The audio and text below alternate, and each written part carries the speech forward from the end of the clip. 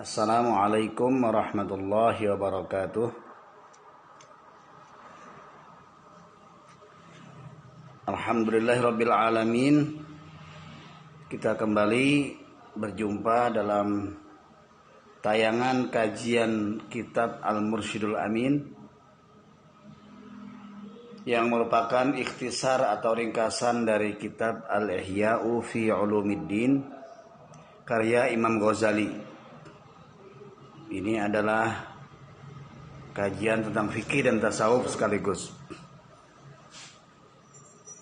Saya ucapkan selamat berjumpa kepada khususnya Majelis Ta'lim Al-Hikmah yang berada di Hong Kong, juga Majelis Ta'lim Ashabul Yamin yang saya tergabung di dalamnya,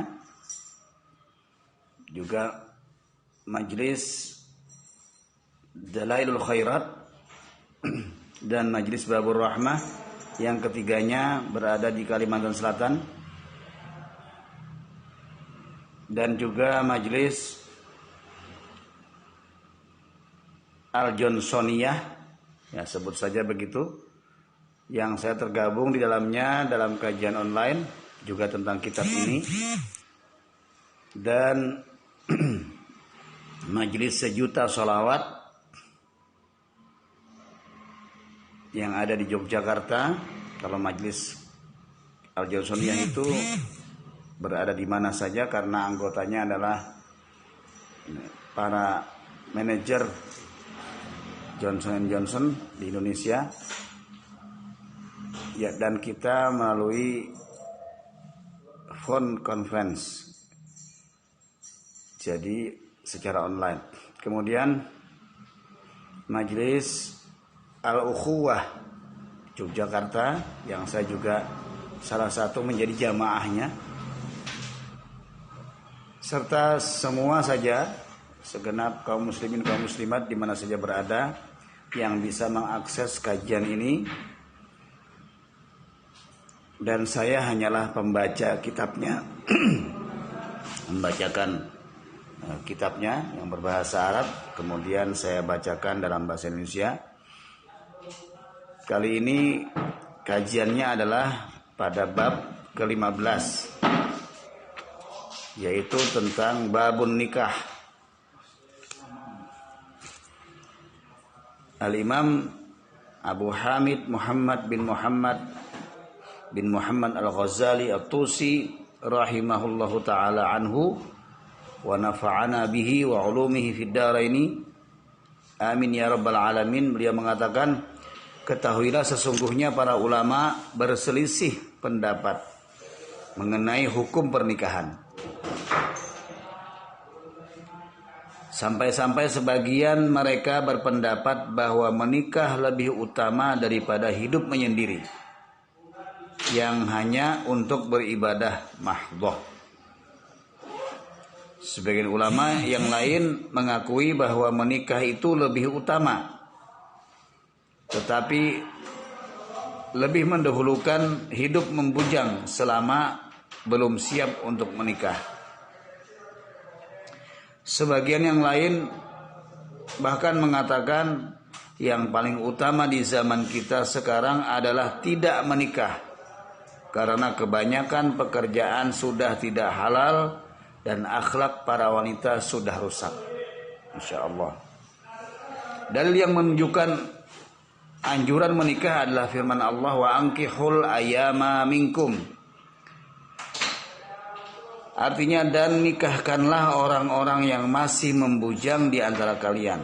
Quran surah An-Nisa ayat 32. Walladzina yaquluna rabbana hab lana min azwajina wa dzurriyyatina qurrata a'yunin. Surah Al-Furqan ayat 74 dikatakan, dan orang-orang yang berkata, ya Tuhan kami, anugerahkanlah kepada kami pasangan kami dan keturunan kami sebagai penyenang hati, qurrata a'yun. Juga sabda Rasulullah sallallahu alaihi wasallam, an-nikahu sunnati faman ahabba fitrati falyastanna bisunnati. Menikah adalah sunnahku, maka barang siapa mencintai fitrahku hendaknya meneladani sunnahku. Atau kama qala sallallahu alaihi wasallam. Sedangkan dalil yang menunjukkan anjuran agar tidak menikah adalah hadis-hadis Rasulullah sallallahu alaihi wasallam. Di antaranya khairun nasi ba'dal mi'ataini al-khafifu al-hazi alladzi la ahla lahu wa la walad. Sebaik-baik manusia setelah 200 tahun adalah orang yang ringan bebannya, yaitu yang tidak beristri dan tidak pula beranak. Ya'ti 'alan nasi zamanun yakunu halakur rajuli 'ala yadi zaujatihi wa abawaihi wa waladihi yu'ayyirunahu bil faqri wa yukallifunahu ma la yutiq fayadkhulul madakhila allati yadhhabu fiha dinuhu fayahlik. Manusia akan kedatangan satu masa di mana kehancuran seorang lelaki berada di tangan istri, di tangan kedua orang tua, dan di tangan anaknya. Mereka mencela lelaki itu karena kefakirannya dan membebaninya dengan sesuatu yang ia tidak mampu. Lalu dia datang ke beberapa tempat yang memusnahkan agamanya sehingga dia pun hancur.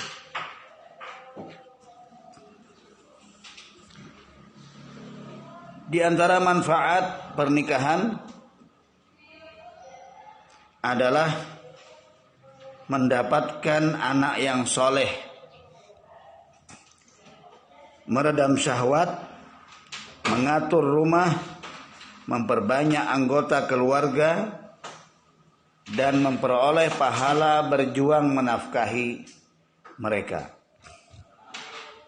Jika anak yang dilahirkan menjadi anak yang soleh, maka dia akan mendapat berkah doanya dan akan menjadi penolongnya setelah ia meninggal dunia.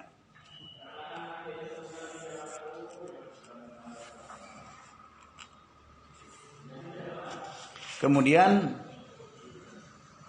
Imam Ghazali melanjutkan, sedangkan bencana pernikahan adalah kesulitan menafkahi dan mencari nafkah dari harta yang halal. Padahal harta yang halal yang akan dinafkahkan adalah wajib, dalam artian menafkahi dengan harta yang halal hukumnya wajib.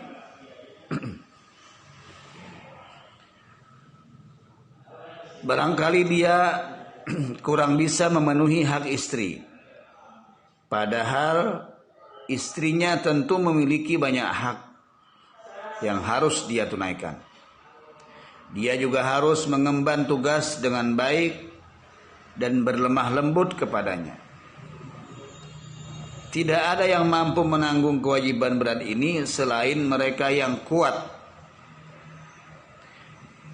Kemudian beliau sampaikan, di antara bencana dahsyat dari pernikahan adalah ketika keluarga dan anak-anaknya melalaikannya dari istiqomah dalam zikir kepada Allah Subhanahu wa taala, dan juga melalaikannya dari jalan menempuh jalan akhirat.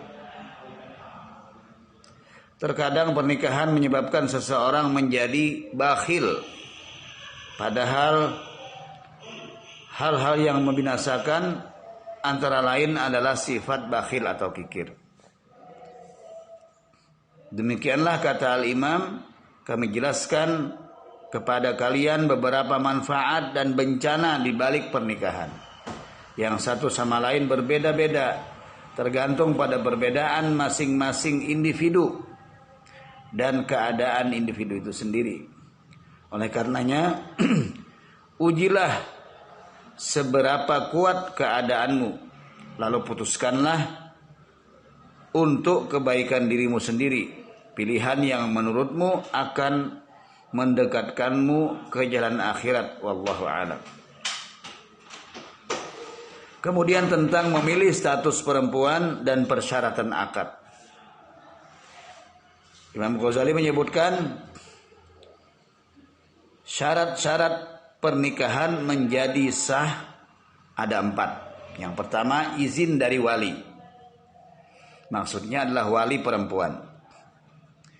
Jika tidak memiliki wali, maka dilimpahkan kepada as-sultan atau penguasa atau al-hakim. Dalam hal ini di negara kita adalah wewenang Departemen Agama, yaitu KUA, Kantor Urusan Agama, yang akan menugaskan seorang wali hakim untuk menikahkan. Yang kedua, syaratnya adalah perlu ridhonya dari perempuan yang berstatus janda, atau dalam hal ini perempuan yang berjanda dan sudah balik.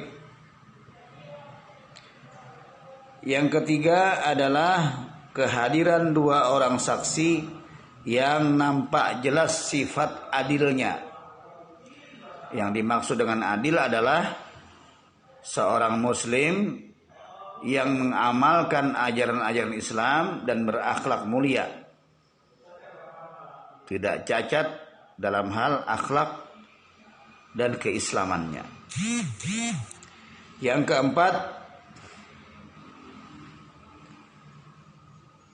sahnya akad adalah dengan ijab dan qabul yang bersambung ucapannya, dalam pengertian tidak ada jeda yang lama yang menunda antara ijab dan qabul, antara penyerahan dan penerimaan. Ijab dan qabul dengan memakai kata menikahkan, angkah tuka, dan mengawinkan atau zawajituka, kalimat dalam bahasa Arabnya. Aku nikahkan atau aku kawinkan. Atau kata lain yang secara khusus bermakna sama dengan menikahkan atau mengawinkan. Ijab qabul itu harus diucapkan oleh 2 orang laki-laki mukallaf. Maksudnya mukallaf adalah sudah sampai umur balik secara hukum, ya balik ya, sampai umurnya secara hukum, ya, sampai kepada beban taklif, ya diserahi taklif atau beban hukum, ya, dewasa secara hukum.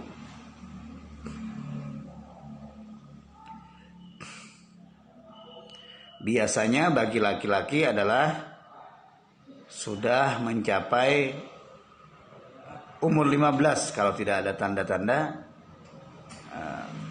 balighnya, seperti tanda-tanda bermimpi basah atau bermimpi junub.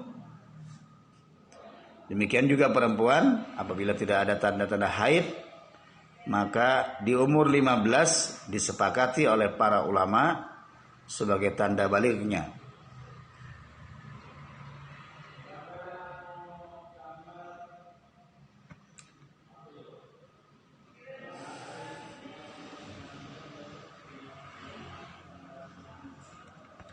Jadi 2 orang laki-laki yang mengucapkan akad itu, bukan perempuan. Baik oleh calon mempelai pria maupun wali langsung dari perwakilan keduanya. Calon mempelai pria, yaitu calon suami sendiri yang mengucapkannya, dan wali langsung atau perwakilan, ya, wali hakim atau perwakilan dari keduanya. Jadi bisa oleh wali yang menikahkan atau wakilnya wali, ya, yang menikahkan. Sedangkan yang menjawab kata serah terima itu adalah calon suami ataupun perwakilan dari suaminya. Adapun adab dan etika pernikahan dimulai dengan lamaran itu melamar perempuan terlebih dahulu kepada walinya. Dan hal itu terjadi tidak pada masa iddahnya kalau perempuan itu seorang janda. Jadi harus dihabiskan dulu masa iddahnya, yaitu masa tunggu setelah perceraian atau setelah kematian suami dengan waktu tertentu seperti 3 bulan 10 hari untuk wafatnya suami atau 3 kali suci untuk perceraian. Rasulullah Shallallahu Alaihi Wasallam melarang mengkhitab atau meminang atau melamar seorang perempuan yang sudah dilamar orang lain sebelum diketahui bahwa lamaran sebelumnya adalah sudah selesai atau ditolak dan lain-lain. Kemudian termasuk adab pernikahan adalah membaca khutbah sebelum akad nikah dan menggabungkan tahmid dengan ijab dan qabul. Kemudian pihak yang menikahkan mengucapkan kalimat sebagai berikut, yaitu bismillahi walhamdulillahi wassalatu wassalamu ala rasulillahi sallallahu alaihi wasallam. Kemudian mengucapkan zawajtuka atau angkahtuka, yaitu bagi pihak yang menikahkan. Artinya dengan menyebut nama Allah, segala puji hanya milik Allah, semoga karunia dan keselamatan selalu tercurahkan kepada Rasulullah sallallahu alaihi wasallam. Aku nikahkan engkau atau aku kawinkan engkau dengan perempuan yang bernama Fulan bin Fulan. Kemudian disambung oleh calon mempelai pria dengan mengucapkan tahmid, lalu mengucapkan qabiltu nikahaha ala hadha sadaq. Aku terima nikahnya dengan mas kawin ini. Begitulah adabnya dalam akad pernikahan. Laki-laki, kata Imam Ghazali, disunnahkan menikahi perempuan yang masih perawan karena akan lebih menumbuhkan rasa sayang. Begitu juga disunnahkan melihatnya terlebih dahulu. Kemudian di antara adab pernikahan adalah mengundang orang-orang yang soleh untuk menyaksikan akad pernikahan selain oleh 2 orang saksi yang ada di majlis pernikahan itu. Maka sebaiknya atau sepatutnya adalah meniatkan pernikahan itu untuk mendahulukan pandangan agar bisa tunduk kepada selain perempuan yang lainnya, yaitu menundukkan pandangan, atau dalam istilah agama disebut dengan ghaddul basar, dalam arti memelihara pandangan seorang laki-laki agar tidak memandang perempuan yang lain yang haram hukumnya. Apabila ia sudah mendapatkan istri, maka berhentilah ia memandang yang lain, menjadi pandangan hanya tertuju kepada istrinya yang halal untuknya. Kemudian meniatkannya untuk mencari keturunan yang saleh serta memperbanyak umat Islam, yaitu jumlah umat Islam. Itu diantara adab-adab menikah setelah memenuhi syarat dan rukun pernikahan itu. Kemudian Imam Ghazali menyatakan beberapa syarat-syarat akad nikah. Syarat akad antara lain, perempuan bukan golongan budak selama laki-laki mampu membayar mas kawin perempuan merdeka. Jadi utamakan dulu istrinya adalah tidak berstatus budak atau di dalam tekanan orang lain, selama si calon suami, ya, si suami mampu membayar mas kawin perempuan merdeka, karena pada zaman dahulu terdapat perbedaan antara mas kawin untuk perempuan budak dan mas kawin atau mahar untuk perempuan yang merdeka. Lalu bukan pula tergolong perempuan yang haram dinikahi, yaitu mahram, seperti saudara sepersusuan.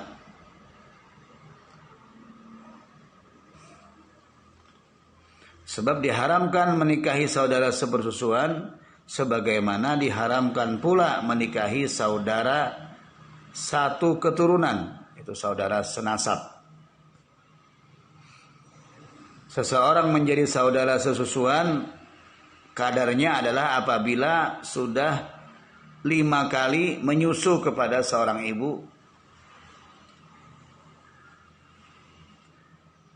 Setidaknya ini menurut Imam Ghazali yang bermazhab Syafi'i. Apabila kurang dari 5, maka tidak menjadi saudara sepersusuan, sehingga tidak haram untuk dinikahi. Hal ini tentu harus diperkuat dengan kesaksian-kesaksian atau bukti-bukti. Adapun sifat-sifat yang harus dicari dari perempuan demi kelanggengan pernikahan ada 8. Ini penting untuk calon suami, yaitu pribadi yang teguh beragama, zatiddin, fazfar bi zatiddin. Maka pilihlah, kata Rasulullah SAW, perempuan yang mempunyai agama. Maksudnya adalah pribadi yang teguh dalam beragama. Kemudian berakhlak mulia. Yang ketiga adalah berparas cantik. Kemudian mahar yang ringan. Tidak mandul. Masih perawan. Dari keturunan keluarga yang baik-baik. Dan bukan berasal dari kerabat dekat. Semua itu antara lain ditunjukkan oleh, atau dalilnya banyak, ditunjukkan oleh banyak asar dan hadis. Jadi penting untuk kita perhatikan, terutama bagi calon suami. Adapun adab pergaulan dan tanggung jawab suami istri disampaikan oleh Al-Imam Al-Ghazali bahwasanya seorang suami wajib mengadakan walimah pernikahan. Sebagaimana sabda Rasulullah SAW, "Aulim walau bisyatin." Rayakanlah meski dengan menyembelih seekor kambing. Suami berkewajiban memperlakukan dan menjaga istrinya secara baik dan membimbingnya dengan bijaksana dalam urusan cemburu, menafkahi, mengajari, membagi dan mendidiknya apabila menyeleweng dan berselingkuh. Dimakruhkan baginya melakukan azal bagi suami, yaitu mencabut kemaluannya dari kemaluan istri dan mengeluarkan sperma di luar, yaitu tidak di dalam kemaluan perempuan. Kemudian ketika istri melahirkan, suami mengumandangkan azan di telinga anaknya, sebagaimana diriwayatkan dari Rasulullah Shallallahu Alaihi Wasallam, dan memberikan nama yang indah untuk anaknya sesuai sabda Nabi Muhammad sallallahu alaihi wasallam, innakum tu'aduna yaumal qiyamati bi asma'ikum fa ahsinu asma'akum. Sesungguhnya kalian akan dipanggil pada hari kiamat kelak dengan nama-nama kalian. Oleh karena itu perindahlah nama-nama kalian. Saya kira demikian yang bisa saya sampaikan dalam kajian kali ini. Silakan teman-teman yang ada di majelis-majelis ta'lim yang saya tergabung di dalamnya untuk ikut bersama-sama menyebarkan kajian ini, sehingga dengan men-share-nya ke grup-grup lain atau kepada teman-teman yang lain, kita bisa sama-sama mendapat kemanfaatan dalam berdakwah, mendakwahkan Islam, ajaran Islam yang lembut, yang moderat, yang tidak keras, secara santun. Dan silakan juga di-subscribe tayangan ini. Kemudian silakan like, dan semoga kita bersama-sama bisa mendapatkan ridha Allah Subhanahu wa taala. Wal 'afu minkum, hadanallahu wa iyyakum ajma'in. Wallahul muwaffiq ila aqwamit thoriq. Wassalamu alaikum warahmatullahi wabarakatuh.